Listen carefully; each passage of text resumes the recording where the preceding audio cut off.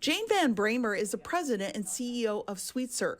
She says hundreds of children who are and have been stuck in emergency departments across the state because of a chronic shortage of pediatric treatment beds is only one aspect of a growing crisis. We do know that there are 60, 70 children placed in other states who need this level of care that has not been available in Maine. We also know that there's about 100 children in Maine now waiting on a waiting list to go out of state. Earlier this month, the Maine Department of Health and Human Services posted a request for proposals seeking to establish a psychiatric residential treatment facility for youth under 21. Those with behavioral health care needs, including substance use disorder.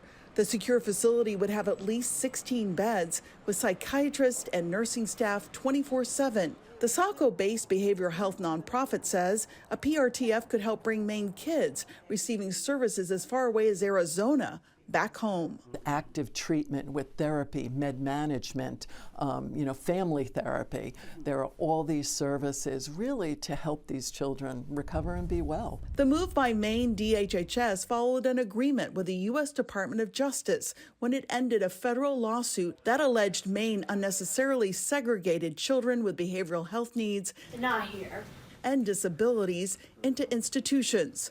The landmark decision is expected to create a new system of community-based services. Nancy Cronin, the executive director of the Maine Developmental Disability Council, is concerned that even with a PRTF, kids with the highest needs won't be served. It's not a high level of care for kids with developmental disabilities. So kids with autism who might have seizure disorder and other medical disorders as well might not be accepted into a PRTF. Jessica Reed's son is on the autism spectrum.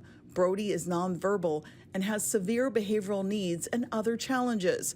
In the past, he has spent nearly a year waiting for a bed at Spring Harbor Hospital, but when he goes into crisis, his family takes care of him at home rather than have Brody languish in the ER. His family is now considering placing him in a residential program in Maryland, but his mother says a PRTF could help keep him in Maine.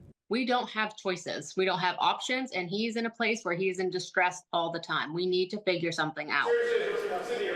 With $2 million available from the state to set up a PRTF on its Saco campus, Sweetser is considering retrofitting existing buildings. But only if Maine Care reimbursement rates are sustainable. Those rates are expected to be announced in the second week of January. In Saco, Vivian Lee, News Center, Maine.